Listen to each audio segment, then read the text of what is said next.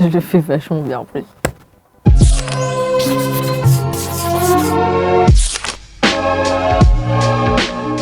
Je vais dessiner la Marianne de la République, qui est là, qui retrousse ses manches parce qu'elle a du taf.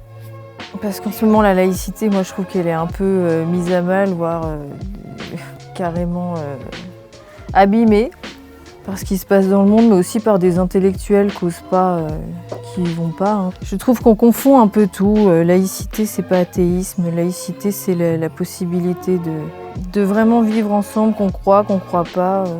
La Marianne qui sue un petit peu. Hein.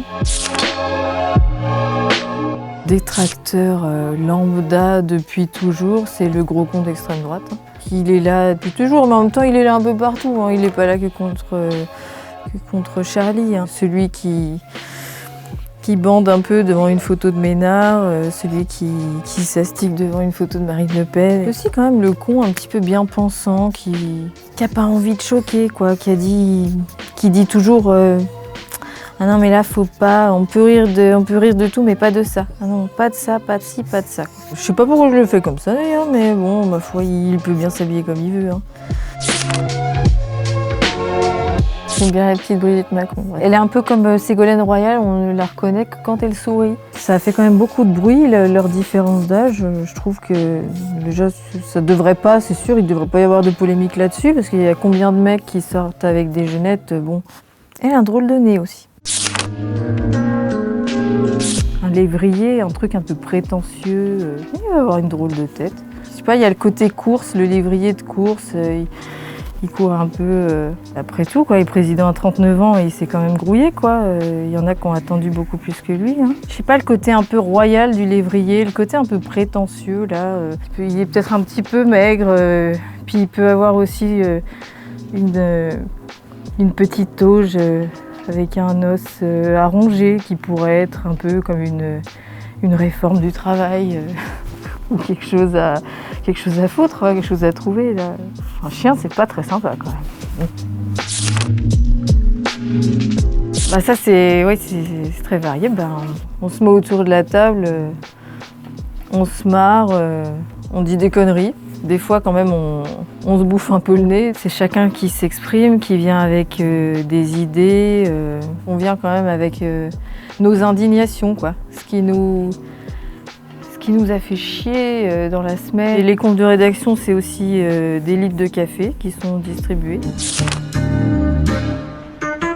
S'il y a un dessin de couve fait polémique sur les réseaux sociaux, j'essaye de ne pas prendre au pied de la lettre la violence qui se dégage des réseaux sociaux. Voilà, j'ai envie de décrocher un peu de la violence de ça et puis parallèlement, j'ai envie de défendre un peu ce que j'ai fait ou le journal, nos dessins, nos opinions.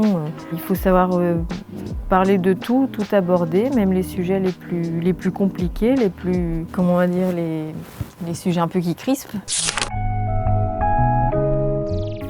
Le pro du Dupont-Aignan qui peut aller se cacher. Il s'est quand même bien fait rouler par Dupont-Aignan qui avait dit qu'il ne s'engagerait jamais aux côtés de Marine Le Pen, puis qui finalement l'a fait sans aucun scrupule. Donc en fait, pro du Dupont-Aignan, c'est un peu le gros sodomisé de l'affaire, hein, ça c'est sûr.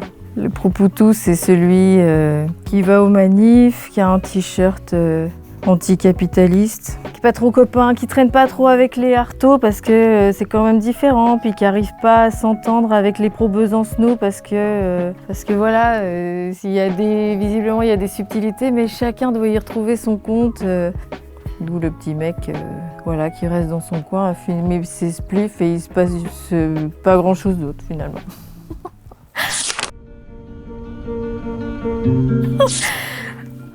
Bon, alors là, pour moi, la manif pour tous, c'est deux vieilles gueules. Il y a aussi Ludivine de la Rochère, mais c'est surtout Boutin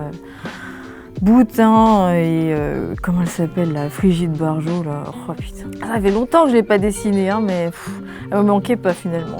On se demande comment elle en est arrivée là, et en même temps, on la voyait pas arriver ailleurs, quoi. Moi, quand j'aime pas les gens, je les fais souvent en train de baver. Je sais pas, Et puis il y a le truc là, gna gna gna, un papa, une maman, ni ni ni. Juste pour se moquer. Et derrière, une petite boutin évanouie, parce que ça c'était drôle ce moment. C'était drôle la petite boutin.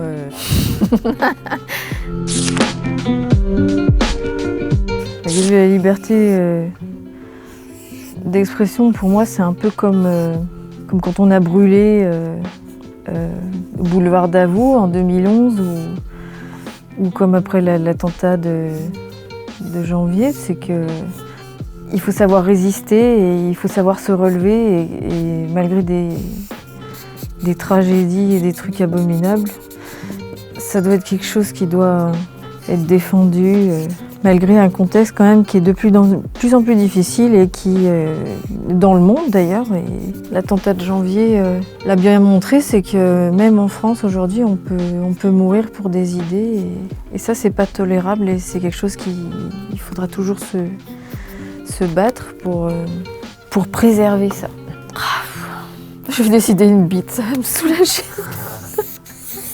Voilà, c'est pour un peu alléger des sujets un peu lourds.